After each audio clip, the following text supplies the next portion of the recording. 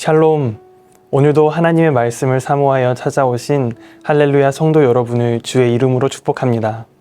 저는 어와나와 고등부를 담당하고 있는 서영준 전도사입니다. 은혜를 간구하는 자에게 후하게 주시는 하나님께서 오늘 성령 충만한 하루를 살게 하시기를 축원합니다. 오늘 이사야 1장 10절에서 17절로 하나님이 찾으시는 예배자를 제목으로 말씀을 전하고자 합니다. 16절에서 17절을 먼저 읽어보도록 하겠습니다.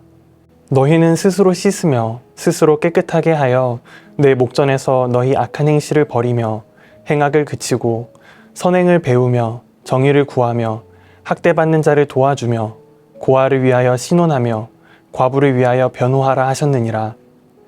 오늘부터 이사야를 시작하니 먼저 이사야서에 대한 전반적인 주제와 흐름을 설명하고 오늘의 본문에 들어가고자 합니다. 이사야는 주전 8세기 이스라엘 분열 왕국 후반기에 예루살렘에 살며 예루살렘과 유다 지도자들에게 하나님의 말씀을 선포한 선지자였습니다.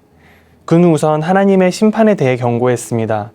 이스라엘의 부패한 지도자들이 언약을 어겼기에 하나님께서 그 죗값을 치르게 하시려고 거대한 제국인 아수르와 바벨론을 이용해 예루살렘을 심판하실 거라고 경고합니다.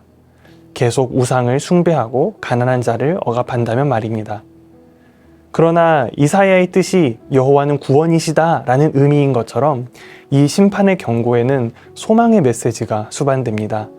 이사야서는 하나님이 언젠가 모든 언약의 약속을 이루실 것을 굳게 믿습니다. 하나님이 다윗의 계보에서 왕을 보내 하나님의 나라를 건설하시고 율법을 이루시며 하나님의 복과 구원이 모든 열방 가운데 흘러 넘칠 거라는 소망을 가집니다. 오늘의 본문 이사야 1장에는 이스라엘이 하나님과의 언약을 파괴한 것에 대해 심판을 경고하고 이스라엘의 종교 남용을 지적합니다.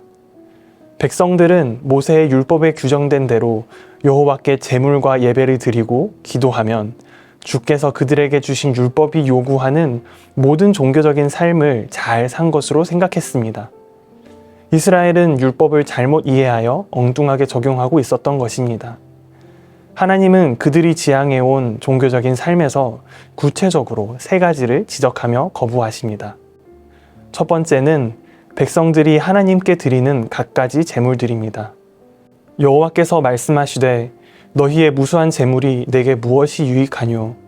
나는 순양의 번제와 살찐 짐승의 기름에 배불렀고 나는 수송아지나 어린 양이나 순염소의 피를 기뻐하지 아니하노라. 너희가 내 앞에 보이러 오니 이것을 누가 너희에게 요구하였느냐? 내 마당말 밟을 뿐이니라. 헛된 제물을 다시 가져오지 말라. 분향은 내가 가증히 여기는 바요. 오늘날 교회 상황에 비하자면 성도들의 각양각색의 이유와 근거로 드리는 다양한 종류의 헌금입니다. 안타깝게도 하나님은 이 모든 헌금을 거부하십니다. 하나님은 이 모든 예물이 헛되다고 하시는데 이 뜻은 이것들이 어떤 효력도 발휘하지 못한다는 의미입니다. 이스라엘 사람들은 예물은 넉넉하게 드리고 있었지만 도덕적인 삶이 그 예물을 뒷받침하지 못하고 있었습니다. 예물은 하나님의 주권을 인정하는 행위입니다.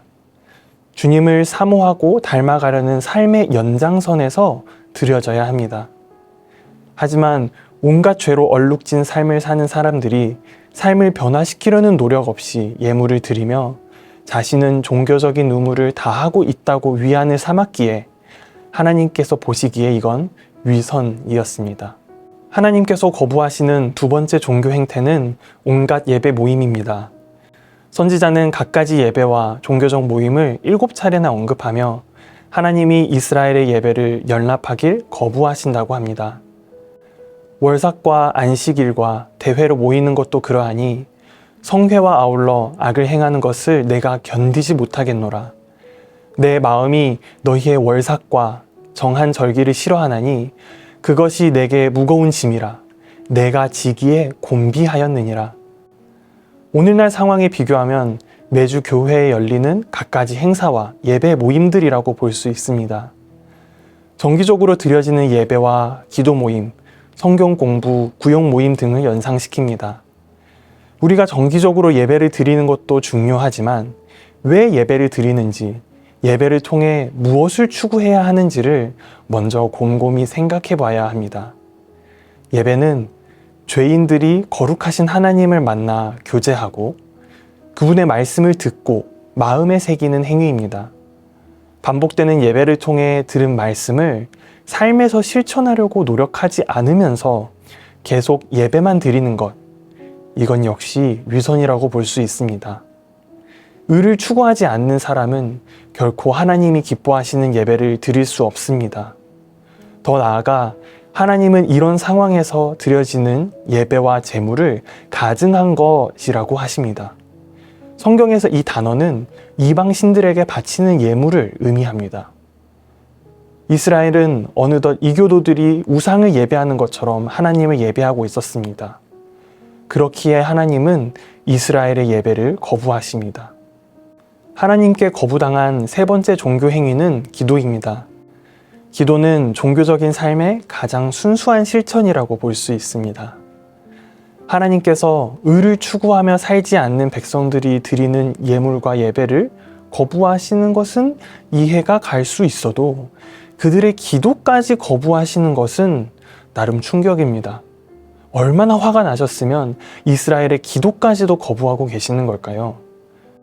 너희가 손을 펼 때에 내가 내 눈을 너희에게서 가리고 너희가 많이 기도할지라도 내가 듣지 아니하리니 이는 너희의 손에 피가 가득함이라. 본문에서 하나님은 팔을 벌리고 기도하는 것과 많은 기도하는 것을 거절하시고 불의한 피가 묻은 손에 드리는 기도를 듣지 않으십니다. 이웃의 눈에서 피눈물이 나게 하는 사람의 기도를 하나님이 들으실 리가 없습니다. 그렇다면 우리는 어떤 예배자로 살아야 합니까?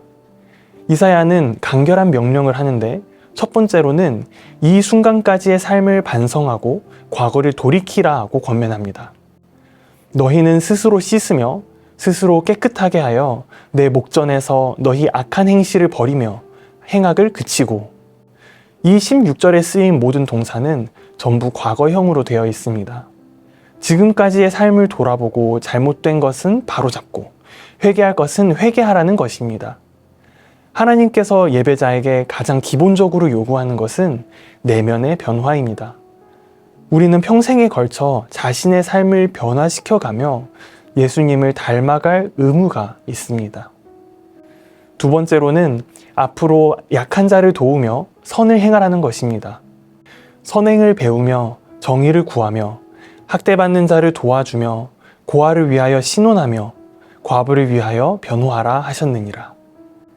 악한 세상에서 선을 행한다는 것은 곧 선하신 하나님을 닮아가는 것을 뜻합니다.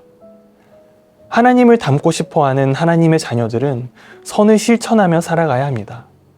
아모스 5장 24절 말씀과 같이 우리가 끊임없이 선을 행하면 세상에는 하나님의 공평과 정의가 하수처럼 흐르게 됩니다.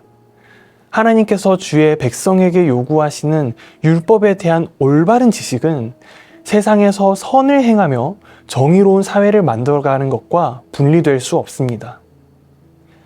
이사야에 의하면 회개는 지난날의 잘못을 반성하고 주님께 용서를 비는 것으로 그치는 행위가 아닙니다. 더 나아가 주께서 지난날의 죄를 용서해 주시면 앞으로는 이렇게 살겠다는 의지와 결단을 동반해야 합니다. 결코 반복되는 회개만으로는 하나님께서 원하는 삶을 살 수 없으며 회개에 합당한 삶의 변화가 회개하는 순간부터 이루어짐을 기억해야 합니다. 우리가 드리는 모든 예물, 우리가 드리는 많은 예배, 우리가 고백하는 많은 기도들이 무의미하지 않기를 바랍니다. 마치 오아시스와 같은 무언가를 만들어내는 듯 하지만 사실 아무것도 없는 신기루와 같은 신앙생활을 하지 않기를 소망합니다. 생각과 마음의 회개를 넘어서서 아주 작은 삶의 한 점이라도 변화시키며 하나님 사랑과 이웃 사랑을 삶으로써 실천하는 할렐루야 교회 성도님들이 되길 소망하며 주의 이름으로 축원합니다. 다 같이 기도하겠습니다. 왕이신 나의 하나님, 내가 오늘도 하나님 앞에 나와 예배할 수 있게 하심을 감사합니다. 내가 적신으로 왔으나 하나님께 예물을 드릴 수 있게 하심이 하나님의 은혜이고 주께서 허락하신 공동체에서 함께 소리 높여 예배할 수 있음이 은혜이며 본디 죄인인 우리와의 그 담을 먼저 헐어주셔서 기도로 주님과 교제할 수 있게 하심이 전부 하나님의 은혜임을 고백하며 감사의 제사를 드립니다. 하지만 우리의 삶 가운데 하나님을 경외하지 못한 모습들이 있다면 주님 용서하여 주시옵소서. 이 정도는 괜찮겠지, 이건 어쩔 수 없는 거야 라며 정당화하고 타협하며 하나님의 마음과 예수 그리스도의 두 손과 발에 못 박은 것을 내가 회개하기 원합니다. 사람들을 정죄하고 약한 자를 보고도 못 본 척하며 내 주변에 하나님의 귀한 모든 아들, 딸들, 하나님의 형상들을 내가 사랑하지 못하고 선을 행하지 못함을 회개합니다. 나의 삶의 작은 한 절이라도, 티끌과 같은 부분이라도 조금씩 주님을 모방이라도 하게 하소서. 그렇게 조금씩 회개하며 주님의 발자취를 따라갈 때 주님을 닮아가게 하시고 내가 작은 예수로 살아가게 하소서. 우리의 소망이 되시는 주님께 감사와 영광을 올려드리오며 예수님의 이름으로 기도합니다. 아멘.